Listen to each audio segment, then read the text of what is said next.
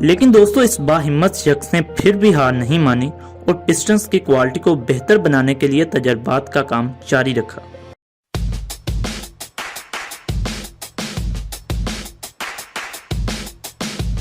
دوستوں یہ کہانی ہے ایک ایسے شخص کی جس کی موٹر سائیکل مینوفیکچرنگ کمپنی کئی سالوں سے پوری دنیا پر قابض ہے۔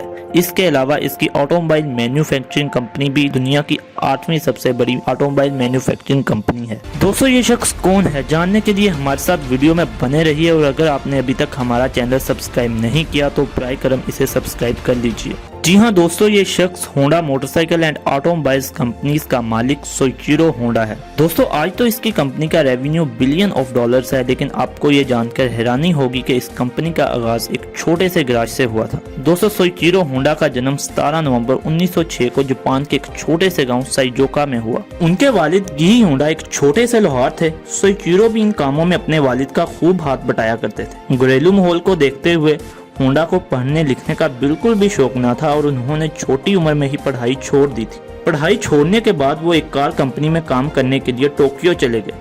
ان کی عمر کو دیکھتے ہوئے انہیں کوئی ہنر سکھانے کی بجائے گاڑیوں کی صفائی ستھرائی کا کام سونپ دیا گیا تھا، لیکن ہونڈا اس کام سے بہت ناخوش تھے اور انہوں نے اپنی کمپنی کے اونر سے یہ ریکویسٹ کی کہ انہیں مکینکس کا کام سکھا دیا جائے۔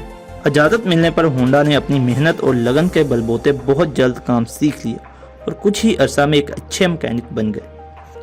5 نومبر 1924 کو اس کمپنی کی ایک کار نے جاپان کی 5ویں کار ریسنگ چیمپئن شپ میں حصہ لیا اور بلا شبہ ٹاپ پوزیشن بھی حاصل کی۔ یہاں دلچسپ بات یہ ہے کہ اس کار کے مکینک سوئچیرو ہونڈا تھے۔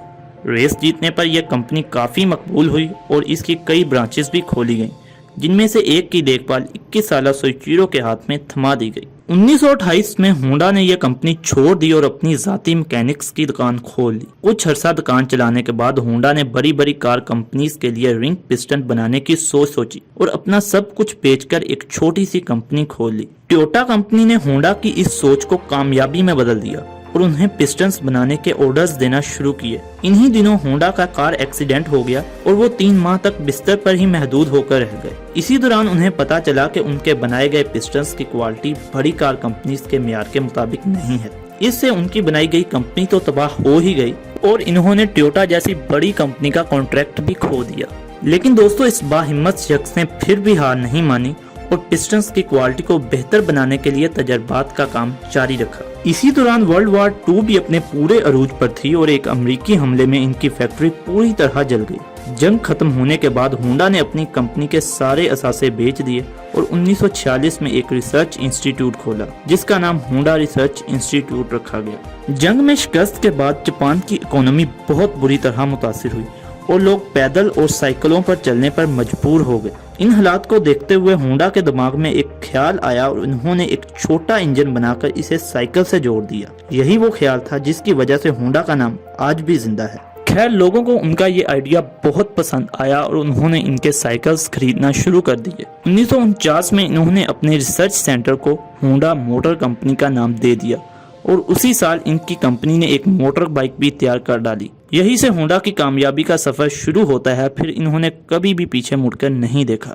1961 تک ہونڈا کا کاروبار اتنی وسعت اختیار کر چکا تھا کہ ان کی کمپنی ہر ماہ 1 لاکھ موٹر سائیکل بیچتی تھی اور 1968 میں یہی تعداد 1 لاکھ سے 10 لاکھ تک جا پہنچی تھی۔ کچھ عرصہ بعد جاپان کی اکانومی بہتر ہوئی تو سوئچیرو کی کمپنی نے 4 ویلرز گاڑیوں میں بھی اپنا قدم رکھا اور پوری طرح چھا گئی۔ اپنے ان کامیابیوں کے سفر کو الوداع کہتے ہوئے سوئچیرو نے 5 اگست 1991 کو اس دنیا کو ہمیشہ کے لیے خیر باد کہہ دیا۔